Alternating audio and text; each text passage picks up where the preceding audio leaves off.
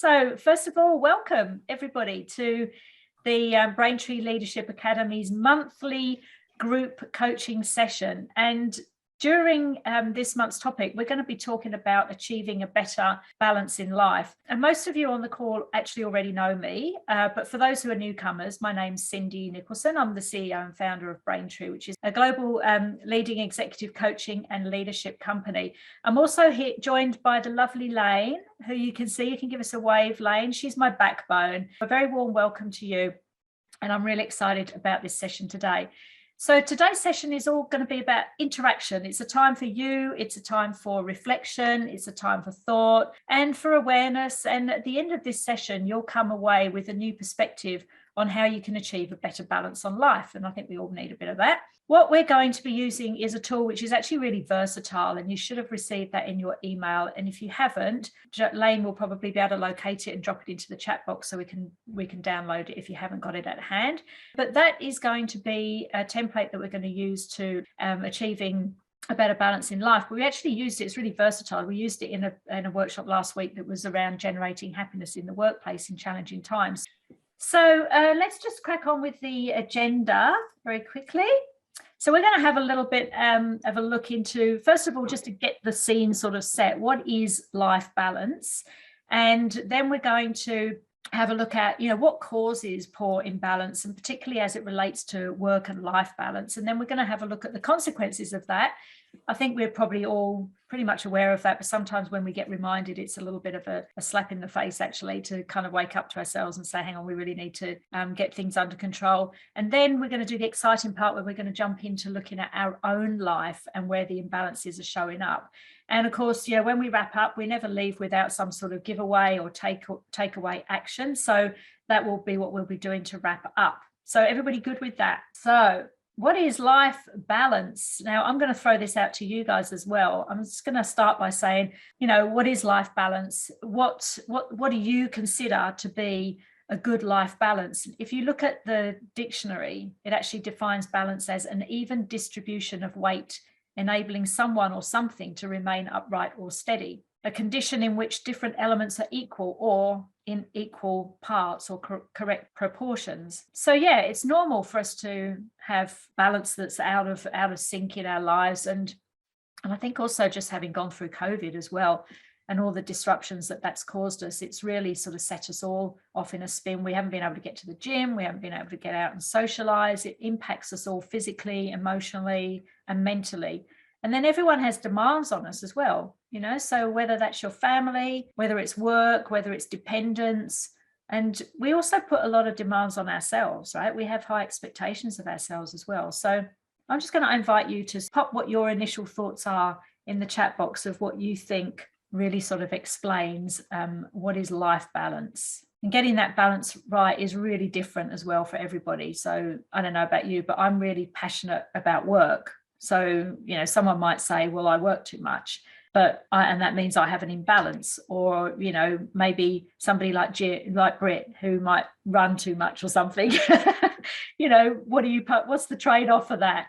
So, but the thing is that I enjoy my work, so it's not a bad thing. It might mean that I do a lot more of it versus other things like going to the gym, but it doesn't mean it's necessarily that bad. It's not impacting my well-being and my health, but it's it is something that you have to be conscious of. So Shannon, not having to trade off things that are important to me for one area of my life to be successful, and being able to feel good about most areas of my life. That's really good. Trade-off is the I think the key word there, Shannon, because getting the scales right, tipping those scales is all about trading one thing for another. Emily's just said, intentionally scheduling in the important activities in my week that allow my role as a mother, partner, friend, daughter, and productive worker to thrive. So intentionally scheduling, that's a really important part. How do you manage your time? How are you prioritizing things? How are you making sure that you actually fit them in?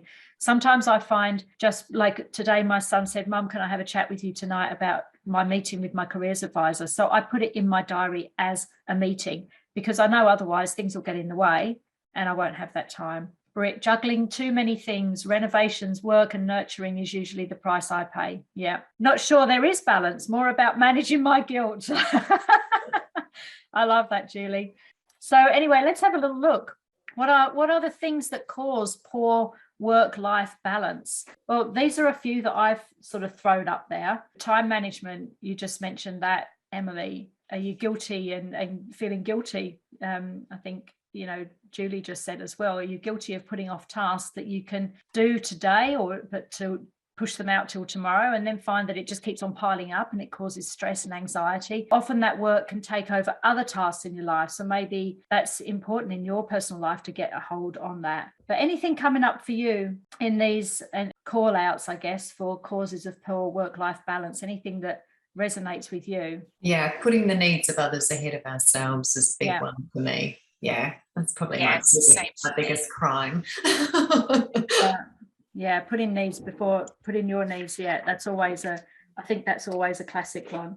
I mean, I think as parents and spouses and colleagues, we're all guilty about that. And it's really hard sometimes just to say no. You can be too polite, and often you just keep putting other people in front of you. But the question to ask yourself is, what is that really costing you? Yeah. What does it cost you to put others first? What do you think about that? Just jot something in the chat box about what do you think it costs you to put others first?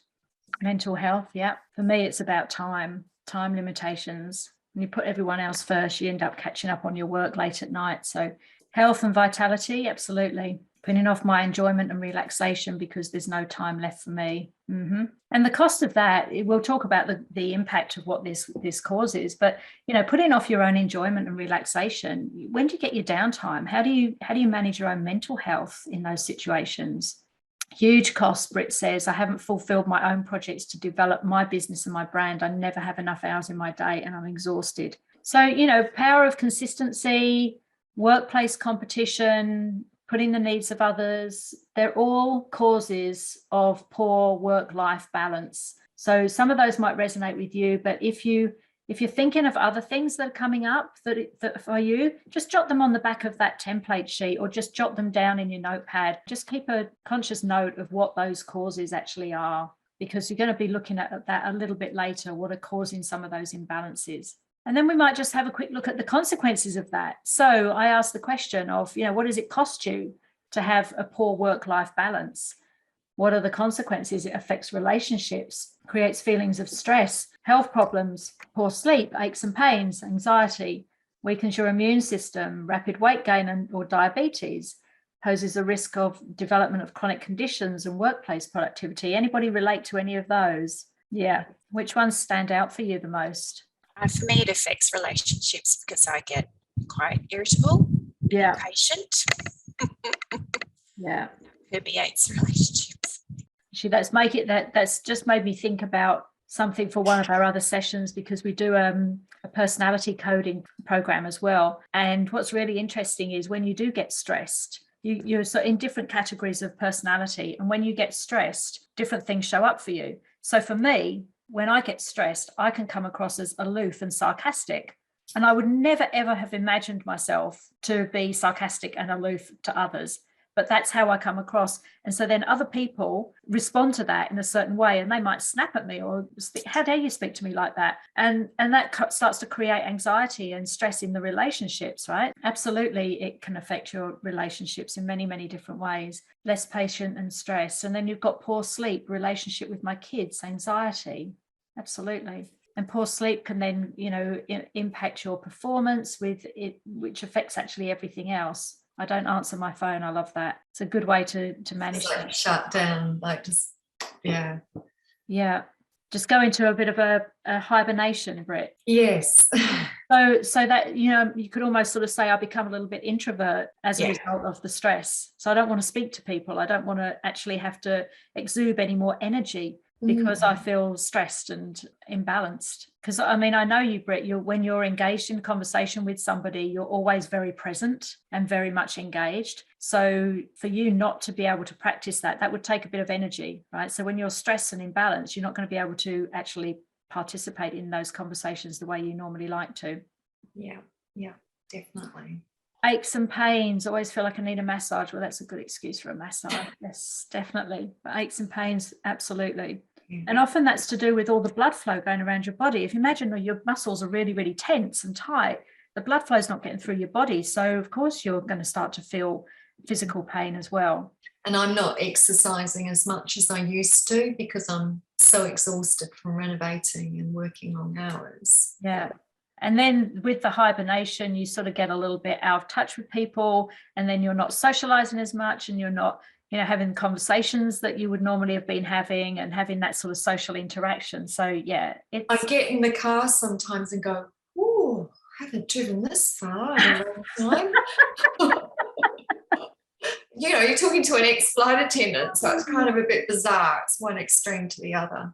Oh, that's so crazy. Well, look, all of these things that come up as consequences of poor work-life balance, I've got a little bit more information that sits behind them, but I'm not going to go through that in detail with you today because right now, because what I want to do is be able to get into the meat of this so that you can really focus on your own life balance. But what we'll do is Lane will get that ready for you, and we'll send it out with the follow-up email anyway. So you'll have a little bit of a reflection time that you can go back through on that. So I'm going to stop. If you just jump to your template now. Okay, so what you would have is something that looks like this. Everybody's got that? What we're going to do is there are 8 segments of this wheel. And if you don't have this in front of you, just grab a sheet of paper and draw a big circle and then divide it into 8 segments. And then what we're going to do is in each of those segments, we're going to just write down different areas of those segments that are important to you. So if your health and fitness is important, pop that into one box. Your friends, family, or your children, or your work, or your fun and leisure. We've heard like sleep. Sleep is something that Shannon feels is affected. So, if sleep is important to you, put sleep on there. Relationship with your kids, spouse relationships, your family relationships, whatever is important just for you, because this part is specifically for you. Just pop something into all of those 8 segments. What's come up for you? Well, I've got my love. So health and fitness is definitely an area that's a bit lacking, but it's important to me. And that extends to self-nurturing, cooking, creating my home environment, personal growth, relationships and family. My renovations is very important at the moment. Yeah. My business is very important as well. So I really care about what I do. So it's big. But I also want my own creativity is important. So my own personal creative expression. So doing something a bit more outside of my business, if that makes sense. Yeah. And gardening, and these are my loves, I guess. So and earning, and obviously money is important. You have to have the earning or income of some kind. Yeah, so that was great, Britt, and thank you for sharing those, because I certainly heard a few things in there that I haven't heard before, which I think is really interesting, and it's what makes it very personal to everybody as well, right? Yeah. So yeah, that's great. Anybody else like to share some of theirs? I think I am at a point in my life where I'm actually really defending my wheel. I make a really intentional kind of plan each week, evenly kind of share myself around in those spaces. And I think it's as a consequence of me having done a lot of work on my personal growth over the years, but also as a consequence of my phase of life, because I think it's virtually impossible to do it when you're in the trenches with small children and trying to juggle that phase where you really are trying to keep your head above water with the finances and those never-ending costs, in that phase where you're trying to establish your career and you're trying to establish a home and also maintain your social connections. So I am feeling quite in the pocket right now, and I guess it's been a theme over the years that I have learned to develop the healthy boundaries, and I have learned to advocate for myself and what I really believe I hold true in my value set. And if you are very honest about representing your position from the values sort of perspective, in that I appreciate, you'd like me to come into the Perth office more often, for example, but right now it's really important that I protect my family's safety And in fact, in doing so, you know, I'll be more productive. So we'll just continue to do more of the virtual meetings until we get outside of our high caseload environment. And my personal risk profile suggests that this is the most productive way for me to work. So that's how I sort of set those boundaries when they come in with the corporate mandates of you need to be in the office, we need to see you present more often. I'm like, well, I'm productive, I'm engaged, we're really working together effectively, and right now is the time for us just to, you know, have a little bit more of a concerted effort to protect our family, you know, life and our well-being in this high risk environment. And so that seems to go down okay, as long as I, you know, do give and show presence when it's really important. But it is fairly regularly an affront. So you do have to just continue to accept. You can't always push back. You have to strategically kind of find that line where you're like, yep, cool, I'm in. I'm coming up. Let's go somewhere that's really safe, where we all feel comfortable, and let's set that environment up so that we can all, you know, be productive and all, you know, be present for that session. So I think, you know, so far so good where I'm lucky in my work environment that I have been able to negotiate that and feel very grateful. Interesting, isn't it, that COVID's sort of given you that opportunity? It's almost been a bit of a leg up for you to be able to say, well, actually, these are my boundaries now. So and I think I was doing that before, but not quite so openly, because as a working mother of 3 children, I didn't want that to be my story. I didn't want, you know, my you know, family responsibilities to be the thing that, you know, was the focus. And moving forward, because I'm in a position in my career now where I have established productive capability and respect within my networks, and they have seen me deliver regardless. I haven't really been up there going, you know, I've got the 3 children and I'm juggling everything. I just would turn up like a swan and, you know, the back end furiously paddling, just trying to keep my head above water. But dignity and grace was my mantra, and just do what I needed to do to turn up, be present.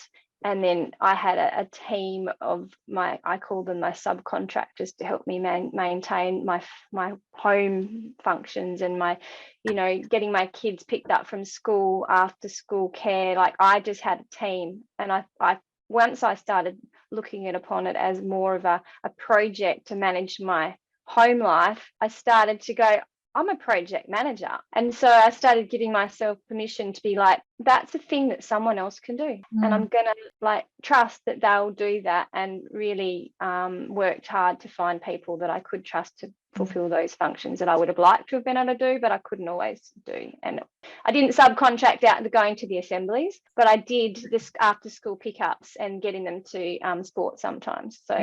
So you've managed to get a pretty good handle on the imbalance that was happening for you at that time in your life. But now we've shifted forward. I know that your kids are grown up. We've had conversations before, they're older now, and you can have time where you can take time out for yourself and you and your husband, and you know, kind of shift life a little bit for you. But there's always still going to be a constant ongoing process of getting that balance right. So what are the sort of things that come up for you now that start to sort of send that off kilter a little bit? Well, I look at it as phases, and so I will go into a phase where, you know, for this week I'm doing a little less of the work-life balance that I would like, but then next week I'm pulling it back in again. And so, you know, that give and take thing. So this last 2 weeks I've moved into a new role and no one's in my other role, so it's inevitable that my work function is going to dominate, and I told everyone in my family that that's just how it's going to be for the next month, and I prepared everyone for the fact that everyone else is going to have to step it up a little bit. And then we planned a family holiday for the end of the month so we could all spend some more time together. So I've, you know, managed to get agreement from both of my bosses that yes, I'll transition into this role and hold the fort for both, but at the end of the month I'm going to take my birthday week off and enjoy you know, sitting by the pool and having, you know, some margaritas. So they were like, fair enough. Yeah, fair enough, and well deserved. Absolutely. So that's great, Emily. Thank you very much for sharing that, because that's been really a good lesson, I think, certainly for me, listening to particularly about how you project manage, you know, your home life. And obviously I can see Shannon on the call as well. And Shannon and I worked together. I mean, this is a long time ago, right? This was back in Bankers Trust in 1998. So and Shannon was the most amazing project manager that I ever came across at that time. So I'm sure that we can all relate. And I know Britt has been in similar situations. We worked together at Macquarie Bank many years ago, and I've seen what she can do when it comes to managing projects. So I think all of us have got that skill within us. So that's a really great takeaway, Emily, for us all to sort of think about how do we draw on our skills and our strengths to actually overcome some of these challenges in getting that work-life balance. So that's a really, really insightful piece that I'm certainly taking away from this. But let's just move on through the program, because the next thing that we'll do on that wheel that you have, where you've all written your 8 segments, what I want you to do is imagine that as you can see from the screen, there's a 0 in the middle and a 10 on the outside. Now, if you rate that as to where you are in terms of your satisfaction of that segment now. So if looking at that wheel, we've got significant other there in the first box. If I feel that I'm giving adequate attention to my significant other, I might put that as a 5. If I think I'm giving a bit too much, I might put it up there as an 8. Or if I think I'm giving a little bit too little, I might do a 2 or a 3. And then if you just do a little notch that indicates, or you can just draw a line across there if you wish, just to indicate where you sit on that 0 to 10 for the segments that you've chosen. I'm just going to give you a couple of minutes while you complete that. Okay, now comes the exciting part. We'll have a look at what those are showing up for you. And then we start to join some of the dots and look at where some of the weaker areas are. So I'm not sure if you've just done some lines on the sheet, or if you've done some just some scores or just some lines across. But if you look at how is yours showing up, is it showing up a little bit like this picture up here on the right hand side? So you've got some areas where you're more satisfied, or you're okay, you're happier with, and then you've got some areas that are least satisfied. Yeah. So the ones that you're least satisfied with, maybe pick 2 or 3 of those. And if you're comfortable sharing, that's absolutely fine. Or else what I'm going to ask you to do is just really think about if somebody else had that same weakness, what would you be suggesting to them to do to make a change? So let's just say, for example, you've got a 2 on your significant other half, or you've got a 2 in your friends and family. What do you desire that to be? To try to get a little bit more of an even display on your wheel of life there. So if you want to notch that up by 1 or 2 things, what might you do? I mean, Britt, you already kind of talked a little bit about some of your areas of concern, working too much and not tending to other things. Your renovations are important and work's important, money's important. What sort of things are showing up for you? Look, I'm very good at actually multitasking and juggling, but I am just aware I've let, in particular, just health and fitness. And I know that in order to do the cyclone stuff that I do at times, I have to have that health and fitness at its best. And so, for me, I'm not excessive. I'm not out running the 8 kilometres I did every day that I did, 10 years ago. I'm satisfied if I do 3 Tracy Anderson workouts a week, but I've also now missed out on the walk on the beach once a week, which I'm not close to the beach, so it is a drive. So I've got a bit lazy and getting in my car at 5 o'clock in the morning and going and doing that. So what do you think has been holding you back? I think I've just been too tired.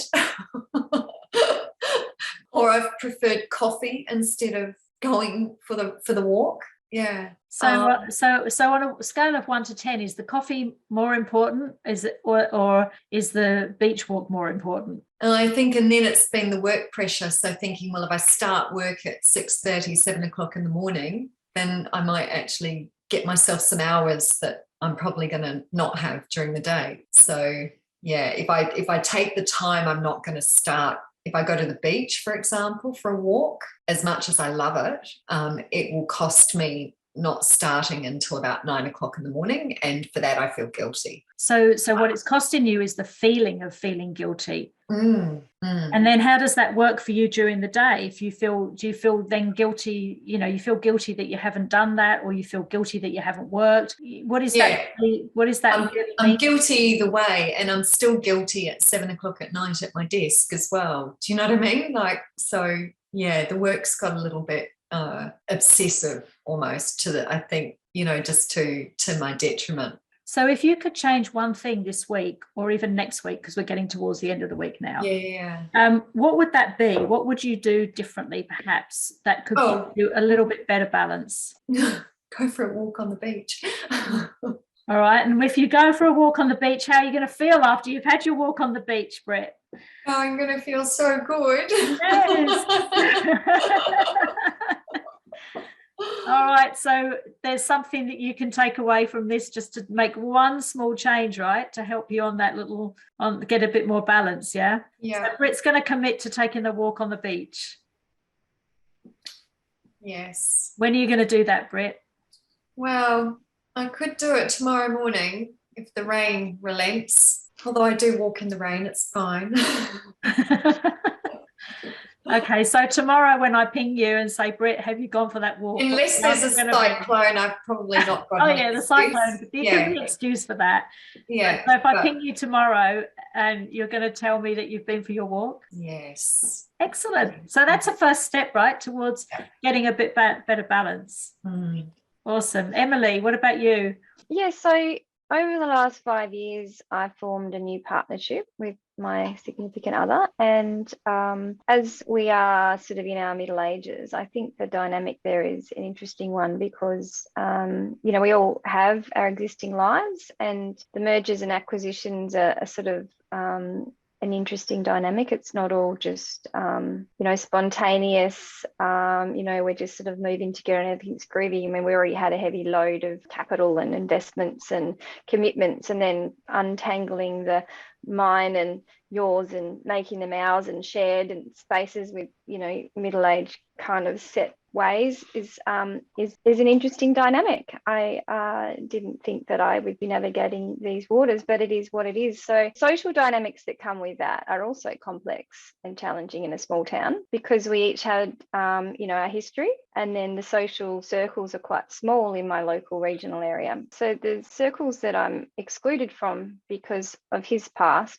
and circles I'm excluded from because of my past. And so forming those new circles where we each become a couple together in those circles, and the resistance that his friends and my friends put on us because they're very protective of us has been challenging to navigate. So those couple kind of activities really been as easy in the first space, and now we're formally committed to each other and made announcements about being engaged. People are like going, oh, well, we're going to now have to invest in her, she might stick around. And my friends are like, oh, you're going to keep this one? Oh, okay. Not that I had a million, but, post-divorce, I looked around a little and they're like, oh, we had jokes about Mr. Superman and Mr. Batman and Mr. pretend to be the outdoors guy. We gave them funny names. So this one's got a real name. So they're like, oh, we can call him by the real name because you're going to keep him. Anyway, so it's a thing whereby, people don't want to, in friendships, it's an investment to turn up and be present, and people's time is precious. So if your social circles are going to give you their time, that's a gift, right? So they're not going to do that if they don't think you're worthy of investing in. And so then we have this week where his complex needs are having to be met, and he wants to connect with me, he wants to connect with his mates, wants to see his daughter, and we do family things, and then it's Easter and Christmas, and it's just really chaotic. So it's a really intense kind of microcosm of work-life balance for him in a week, because he's just like all work, and I get his attention for 20 minutes at the end of the day, which is lovely for him, but I kind of have that extra burden on me because I'm working and trying to run the household without any help. So I manage that by kind of readjusting my expectations around his capacity right now through this phase to give me everything I need, and I manage it by being realistic about the relationships that will take some time to evolve, and now that they have kind of accepted that I might be around, they might start investing in me more. So I kind of went, it's been 5 years of a little bit of bump and them not sure and everyone not being quite clear, and now we can sort of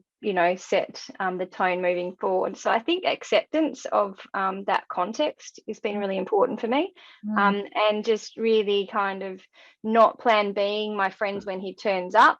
I just accept that I'll just be present and available while he's home and just not make plans when he's home because he wants me there, but then he doesn't want me there. So I'm like, you know what, I'm just going to be on standby, and that's okay, because I didn't want to be his plan B all the time, but then, you know, he's got other needs and you have to respect that. So complexity there on multiple levels. You know, I've worked through that by managing my own expectations and respecting, you know, that he doesn't owe me anything when he comes home. He doesn't owe me, you know, one-on-one dedicated time. I love that, but he's got all those other buckets that he needs to be able to, you know, carve his time out in a more intense period. So I'm just going to get a smaller part of him during that home time, but I'm the one who gets his undivided attention for that half an hour every night. So I try and make the most of those conversations and really, you know, be intentional about what we focus on in those sessions. So Emily, what's not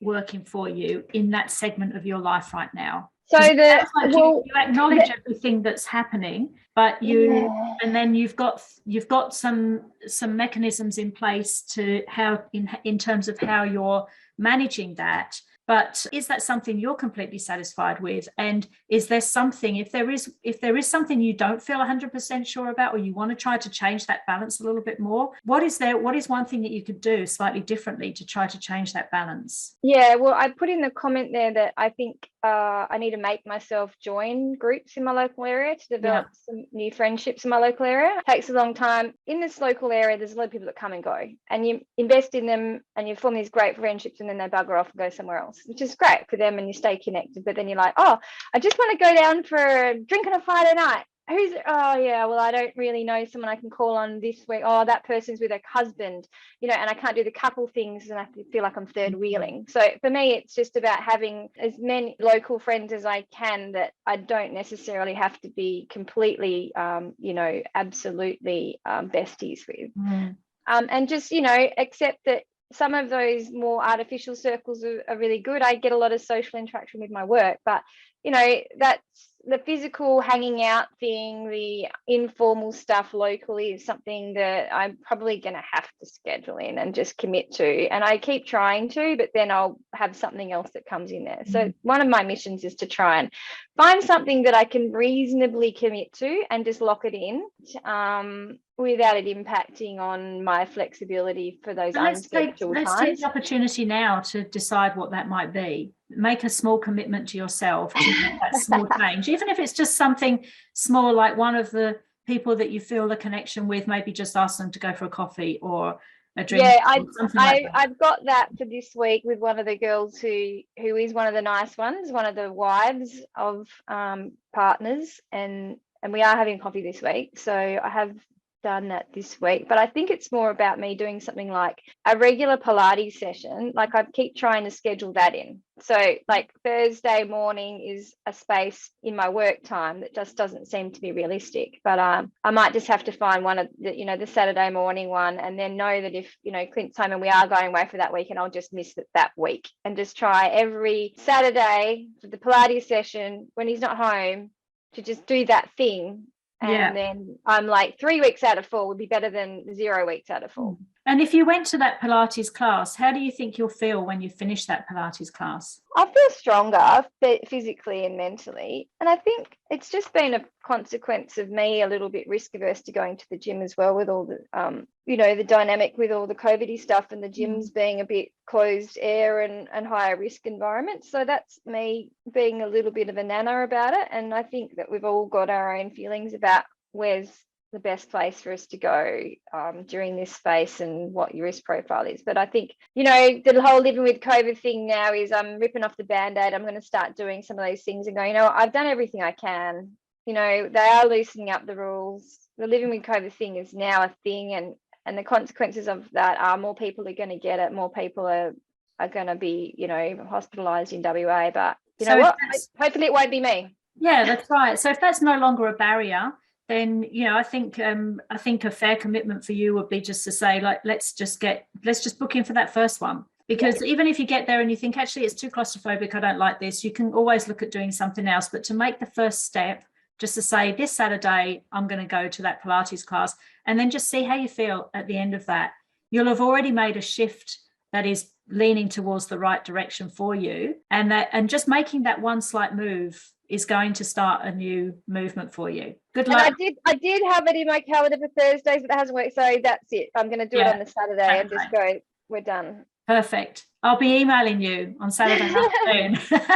Anybody else like to share? I know I'm conscious a little bit of the time, but I really want to make sure that everybody has had the opportunity to look at something that they have a little bit of a weakness on. And I'd just like you to, having thought about these impacts, thought about the consequences, the causes of this imbalance in life, and looking at the consequences of that, just drop it in the chat box, one thing that you might be able to do differently, just going into next week, that will have a little bit of a positive impact on you making a shift in one of those areas in your life. And look, while you're doing that, just while we wrap things up, you will get an email after this session, so you'll have access to the template at the end of this as well. And Lane will sort out some of the other documents to support you in your own research. But obviously, as we come towards an end, I always find with these sessions, we just never seem to have enough time. An hour in a day is quite a big chunk to take out. So I really do appreciate you all